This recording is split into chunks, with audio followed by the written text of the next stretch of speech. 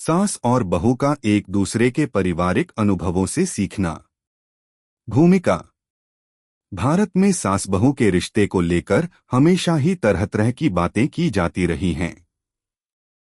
कभी इन्हें एक दूसरे का प्रतिद्वंद्वी माना जाता है तो कभी इन्हें परिवार की धुरी कहा जाता है। लेकिन जब इस रिश्ते में समझदारी और सहयोग का तत्व जुड़ता है तो यह एक मजबूत और प्रेरणादायक बंधन बन सकता है। ऐसी ही एक कहानी है सास मंजू देवी और उनकी बहू अंशिका की, जो एक दूसरे से अपने अपने अनुभवों को साझा करते हुए न सिर्फ एक दूसरे के जीवन को बेहतर बनाती हैं, बल्कि एक दूसरे से कुछ नया भी सीखती हैं। अगर आप अपनी माँ से प्यार करते हो और उनको हमेशा खुश देखना चाहते हो तो चैनल को सब्सक्राइब करो, लाइक करो, जय माता दी कमेंट करो। बहुत ही जल्द आपको खुशखबरी मिलेगी। प्लीज वीडियो को लास्ट तक जरूर देखें। अब आगे सुने। शुरुआत। मंजू देवी, जो कि एक छोटे से गांव के एक साधारण परिवार से आती थीं, आजकल शहर के एक अपार्टमेंट में अपने बेटे विजय और बहू अंशिका के साथ रहती थीं। मंजू देवी के लिए शहर का जीवन नया था, लेकिन उनका अनुभव और समझ बहुत गहरी थी।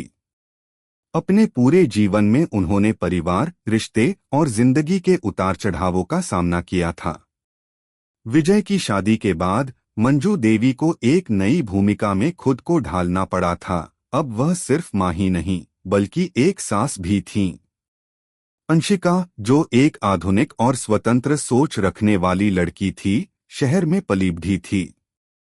वह अपने माता पिता की इकलौती संतान थी और हमेशा अपने माता पिता से प्यार और समर्थन पाती आई थी। जब उसकी शादी विजय से हुई तो वह एक नए परिवार का हिस्सा बनी और उसने मंजू देवी को अपनी सास के रूप में स्वीकार किया। हालांकि शुरुआत में अंशिका को सास और बहू के रिश्ते को लेकर कई आशंकाएं थीं, क्योंकि उसे यह पता था कि सास बहू के रिश्ते को लेकर समाज में कई प्रकार की धारणाएं और कहानियां प्रचलित हैं। लेकिन समय के साथ अंशिका ने महसूस किया कि मंजू देवी की सोच बहुत खुली और समझदार थी।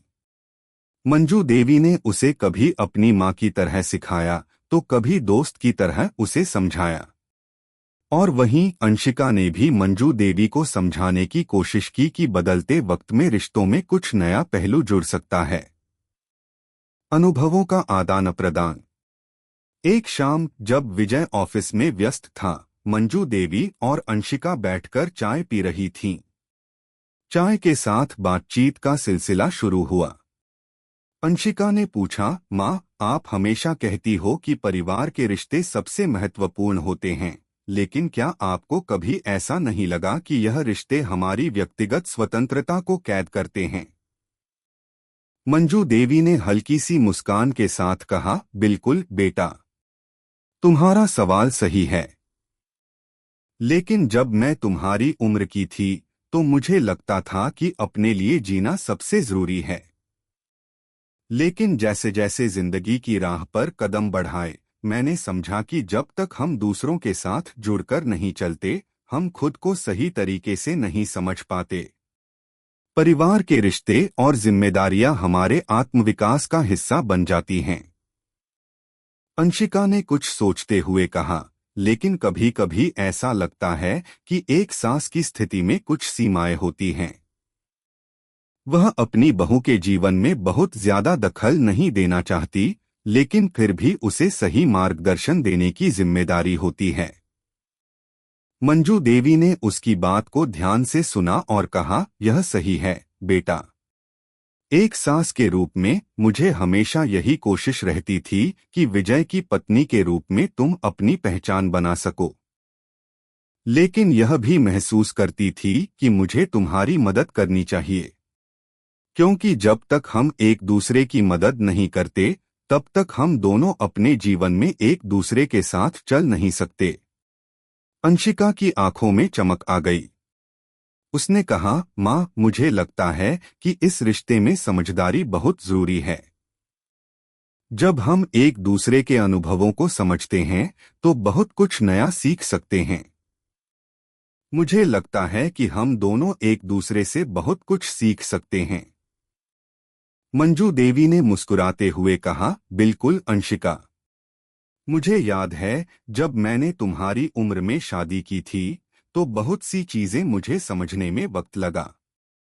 तुम्हारे लिए यह सब आसान नहीं होगा क्योंकि तुमने बहुत सी आधुनिक सोच को अपनाया है। लेकिन जब हम अपने अनुभवों को साझा करते हैं तो एक दूसरे के जीवन को समृद्ध बना सकते हैं। एक दूसरे से सीखना। मंजू देवी और अंशिका के बीच यह बातचीत अब एक नियमित प्रक्रिया बन गई थी। वे अक्सर बैठकर अपने अनुभवों को साझा करतीं और एक दूसरे से कुछ नया सीखतीं। एक दिन अंशिका ने अपने कामकाजी जीवन के बारे में बात करते हुए कहा, माँ, मुझे कभी कभी लगता है कि काम और घर दोनों को बैलेंस करना मुश्किल होता है। खासकर जब घर में कोई समस्या होती है तो काम पर ध्यान देना मुश्किल हो जाता है। मंजू देवी ने समझाया, यह सच है बेटा।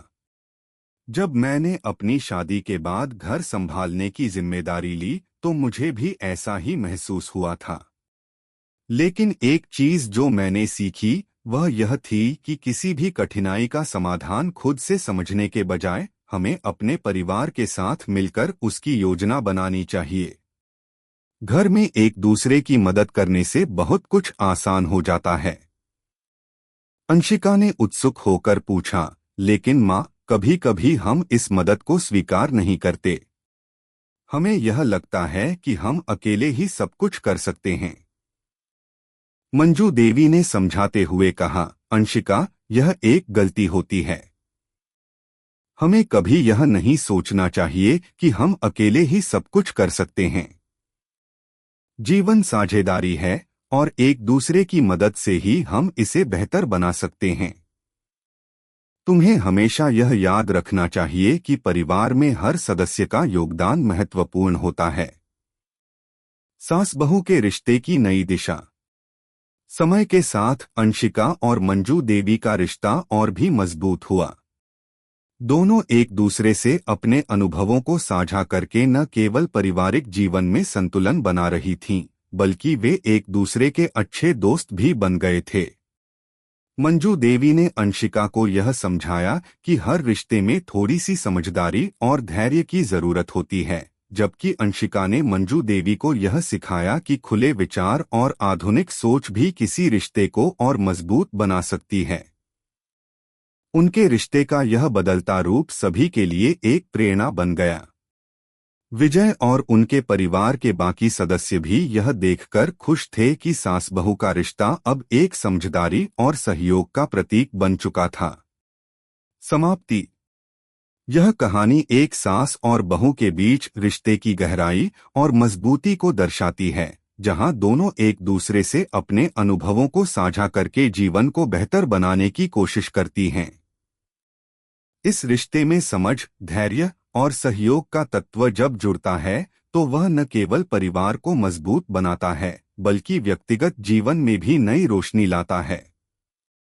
यह कहानी सास बहू के रिश्ते को एक नई दिशा देती है, जहां दोनों एक दूसरे से सीखकर अपने जीवन को समृद्ध बनाती हैं। कैसी लगी आपको कहानी? प्लीज कमेंट करो, लाइक करो, सब्सक्राइब करो। धन्यवाद।